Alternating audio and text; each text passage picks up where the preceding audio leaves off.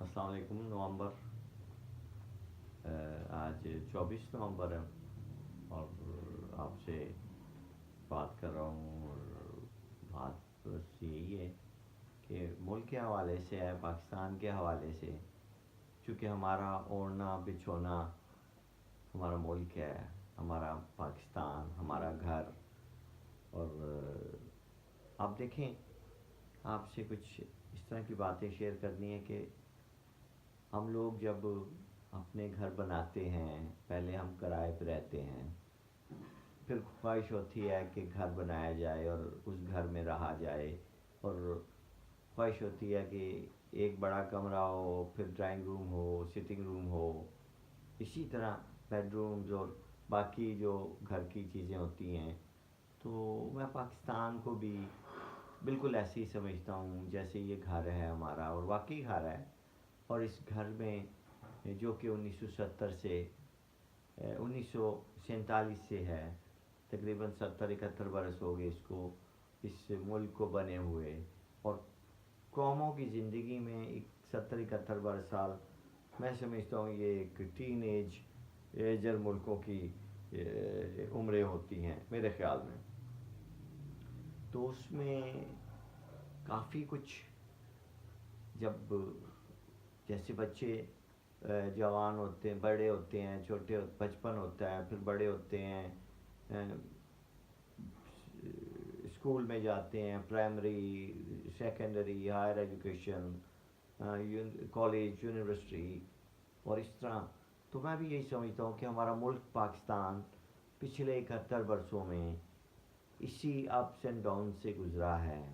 اور میں تھوڑی سی تاریخ میں آپ کو لے کے جانا چاہتا ہوں۔ آپ میرے سے زیادہ سارے لوگ تاریخ کے حوالے سے مجھ سے بہتر جانتے ہیں۔ اور پاکستان کیوں بنایا گیا؟ پاکستان اس لیے بنایا گیا کہ یہاں پر بر صغیر میں جب سلاطین دہلی کا دور شروع ہوا، محمد بن قاسم کے بعد کی بات کر رہا ہوں، اور جب سلاطین دہلی 1193 سے آنورڈز آئے، تو یہاں پر اس ایک مسلم حکومت جیسی بھی تھی اس وقت کی، گو کہ یہاں پہ اکثریت جو تھی وہ غیر مسلموں کی تھی، ہندو زیادہ تھے۔ اور پھر کیونکہ ہندو مذہب میں بے شمار ذاتیں تھیں، اس میں شودر تھے، برہمن تھے، اس میں اچھوت تھے، اور مہاجن تھے۔ تو انہوں نے ہر انسان کو کی ذات اس کے کام کے حوالے سے اور اس کے پیشے کے حوالے سے بنائی ہوئی تھی۔ لیکن جب یہاں پر اولیاء کرام آئے، خاص طور پر میں کہوں گا محمود غزنوی کے ساتھ، اس سے پہلے محمد بن قاسم کے ساتھ جو مسلم لوگ آئے، اور جو تاجر لوگ یہاں پر رہے، پھر سلاطین دہلی کے دور میں جو سلسلہ شروع ہوا، اس میں اولیاء کرام کا، نیک لوگوں کا، جنہوں نے یہاں آ کر اپنے عمل سے اس بر صغیر کے خطے کو اسلام کی روشنی سے منور کیا، مسلم امہ سے روح شناس کروایا، اور ان کے عمل نے، ان کے قائد نے، ان کے اسلام کے جو رولز اور ریگولیشنز تھے جو میرے نبی محمد صلی اللہ علیہ وسلم نے دیے تھے، جو احادیث مبارکہ سے لیے گئے تھے، جو صحابہ کرام سے، جو تبع تابعین سے آتے ہوئے ہم لوگوں تک پہنچے تھے، اور ہمارے بڑوں نے، بزرگوں نے ان سے انہیں پڑھا تھا، انہیں سیکھا تھا۔ تو اس حوالے سے پھر ہمارے بر صغیر میں وہ مسلمان یا وہ غیر مسلم جن کو کہ کم اہمیت دی جاتی تھی۔ اور میں آپ کو ایک مزے کی بات یہ بتاؤں کہ بر صغیر میں اسلام واحد ایک دین اور ایک اس کے تحریک کی طرح آیا کہ جس نے تمام مذاہب کو اپنے میں ضم کر لیا، چونکہ اس سے پہلے یہاں پہ ہندوازم تھا، اور وہ ہندوازم نے باقی تمام جو اس وقت اس دور کے مذاہب تھے، بدھ مت تھا، جین مت تھا، اور جتنے بھی تھے اس وقت کے چھوٹے چھوٹے مذاہب، ان کو اس نے اپنے میں ضم کیا ہوا تھا۔ لیکن اسلام کا یہ خوبصورتی تھی، اسلام کے اصولوں کی، اسلام کی زندگی کی، اسلام کی، قرآن کے اور میرے نبی کے فرمودات کی، کہ تمام مذاہب دین اسلام میں ضم ہو گئے، اور سب لوگوں نے یہ محسوس کیا کہ جتنی وسعت اسلام میں ہے اور جتنے حقوق ہمیں انسانی طور پر اسلام نے دیے ہیں، وہ کوئی برصغیر کا مذہب اس وقت انہیں نہیں دے رہا تھا۔ اور اس سلسلے کو اولیاء کرام نے، ان میں نظام الدین اولیاء، معین الدین چشتی، داتا گنج بخش، علی حجویری، اور سیون شریف میں شہباز قلندر، اور اسی طرح سچل سرمست، اور اس طرف آپ آ جائیں ہمارے کے پی کے میں رحمان بابا، اور ایسے لوگوں نے دین کو اور کو پھیلایا، اور اپنے عمل سے اور اپنے نیکیوں سے، اپنے عمل کے، جس سے کہ ہم لوگ آج کے دور کے جو مسلمان ہیں، جو کہ ان سے ہم نے سیکھا، ان سے ہم نے تعلیمات حاصل کی، پھر ہمارے بڑوں نے، اور پھر اسی تحریک کو اسی طرح مشرقی بنگال میں بھی اسی طرح کے لوگ تھے، اور وہاں پر اکثریت مسلمانوں نے، وہاں کے مقامی لوگوں نے اسلام قبول کیا، اور نبی سے اور اللہ سے محبت اختیار کی۔ اور یہ وہ، میں آپ کو تاریخ کے تھوڑے سے بتا رہا ہوں حالات، کہ جن میں اسلام نے اس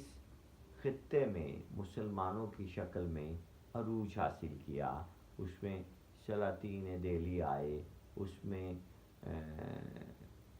مغل سلطنت آئی، اور اس میں اور بے شمار جو محمود غزنوی آئے، اور وہ آتے تھے اور چلا جاتے تھے، اور اس طرح ہمارے ملک میں، اس خطے میں مقامی لوگوں نے اسلام قبول کر لیا، اور اچھے طریقے سے دین اور دنیا کو گزارنے کا ان میں وصف پیدا ہوتا گیا۔ لیکن وقت اور حالات کے ساتھ ساتھ کچھ جب انگریز دور آیا، اور 16ویں صدی میں مغلیہ بادشاہ جہانگیر کے دور میں انگریز نے یہاں پر وہ شہنشاہ جہانگیر سے اجازت لی کہ جی ہم نے ایک کمپنی کھولنی ہے، کاروبار کرنا ہے، تو وہ کاروبار کی آڑ میں آ کر یہاں پر انہوں نے قبضہ کر لیا، اور پورے بر صغیر کو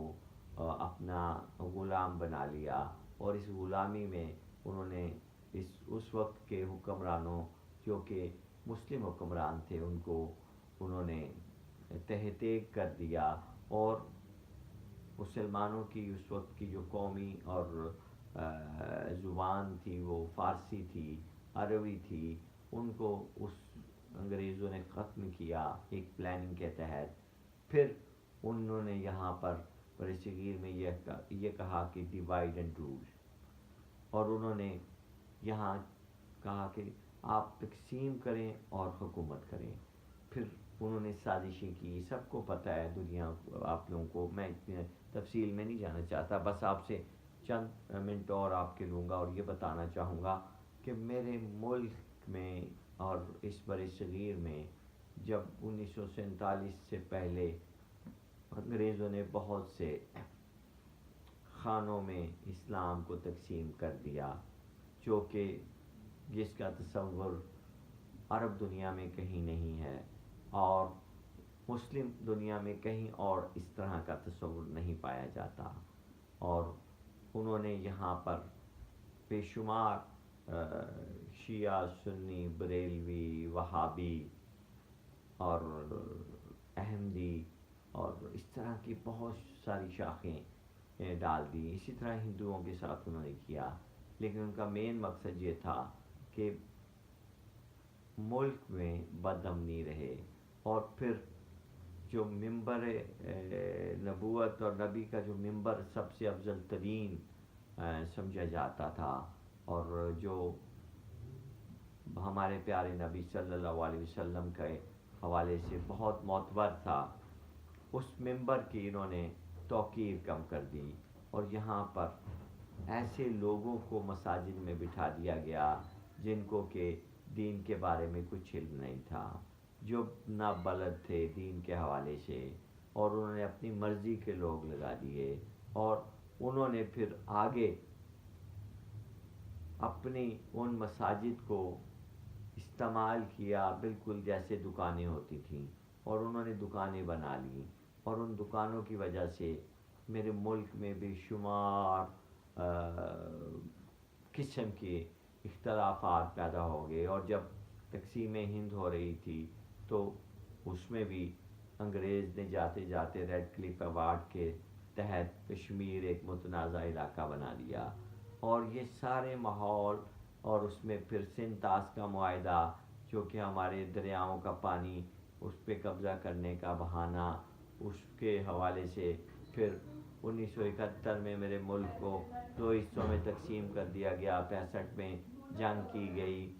یہ پورے حالات پھر میرے ملک کے اندر کے جو اندرونی لیڈران تھے وہ سارے فیوڈل لارڈز تھے. قائد اعظم اور لیاقت علی کے بعد ان لوگوں کو حکومتیں مل گئیں. ان لوگوں کے بعد مغربی دنیا نے، چونکہ میرا ملک جس خطے، جس کارنر پہ جغرافیائی لحاظ سے کھڑا ہے، وہ سب سے اہم کارنر ہے دنیا کا، اور میرے لوگوں کو یہ سمجھ جانا چاہیے کہ ہم نے اس امت مسلمہ کو لیڈ کرنا ہے، اور ہم نے اپنے میں تفریق پیدا نہیں کرنی. ہم نے اپنے حکومتوں اور اپنے جو ہمارے حکمران ہیں ان کے ساتھ، اور جو ہمارے ادارے ہیں ان کے ساتھ مل کر چلنا ہے، اور کسی قسم کا کوئی دینی منافرت نہیں پھیلانی. ہم نے سب سے محبت کرنی ہے، کیونکہ محبت میرے نبی نے ہمیں یہ سبق دیا ہے، یہ عمل سے سکھایا ہے اپنے، کہ انہوں نے اب اتنے ظالم جو عرب کے قبائل تھے ان کو انہوں نے زیر کیا اپنے عمل سے، اور اپنے دین کی حکمت سے، اور قرآن کی برکت سے، اور اللہ کی حمایت سے، اور طاقت سے، اور جرت سے. تو میں یہی گزارش کروں گا کہ پاکستان اس وقت جن حالات سے گزر رہا ہے، ان حالات کے مطابق ہمیں اپنے ملک کے اندر جو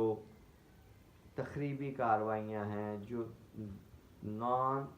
وہ جو کہتے ہیں نا اسٹیٹ ہولڈرز ہوتے ہیں، اسٹیک ہولڈرز ہوتے ہیں، اور نان اسٹیک ہولڈرز ہوتے ہیں، ان سے بچنا ہے، اور اپنے ملک میں اپنے عوام کے لیے مثبت کام کرنے ہیں، جس میں ترقی ہو، غریب آدمی کو سہولتیں ملیں، اور غریب کو دوائی خالص ملے، تعلیم ملے اچھی، اور ملک میں امن ہو، سکون ہو، بے چینی نہ ہو، لوٹ مار نہ ہو، بے ایمانی نہ ہو، منافقت نہ ہو. ان چیزوں سے پرہیز کریں، اور اپنے اندر ایک ڈسپلن پیدا کریں. عمرز لاز جو یورپی ملکوں میں چلائے جا رہے ہیں وہ ہمارے ممالک میں کیوں نہیں رائج کیے جا سکتے. ہمیں رب تعالیٰ ان اعمال پر چلنے کی توفیق دے جس میں کہ اس ملک خطہ پاکستان کو اللہ تعالیٰ اپنے حفظ و امان میں رکھے. ہمارے 22 کروڑ عوام اپنی جانوں کو اور اپنے مالوں کی حفاظت پرسکون طریقے سے کر سکیں. یہاں پر کوئی لوٹ مار نہ ہو, یہاں پر کوئی رشوت ستانی نہ ہو, یہاں پر فری کرپشن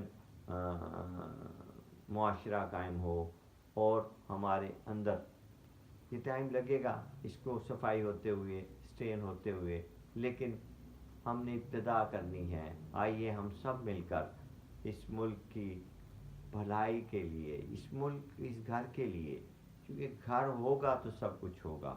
جبکہ ہمارے جو دشمن ہیں غیر ملکی ہمارے ارد گرد کے حدی علاقے اور وہاں کے جو حالات ہیں ان میں یہ سب لوگ, آپ دیکھیں اپنے تھوڑے سے مفاد کے لیے پورے ملک کی تباہی کا سودا مت کیجیے. میں ہر پاکستانی سے کہوں گا, وہ بھلے سیاستدان ہو, وہ بھلے امام مسجد ہو, وہ بھلے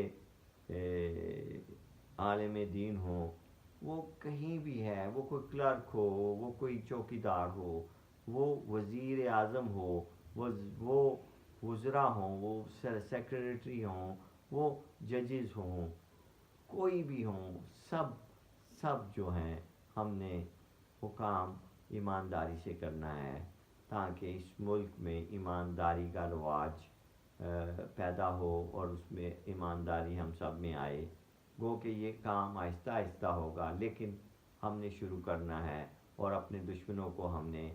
زیر و زبر کرنا ہے. اللہ پاک ہمیں اور اس ملک کو زندگی گزارنے کا طریقہ سلیقہ اور کرینہ عطا فرمائے. بہت بہت شکریہ.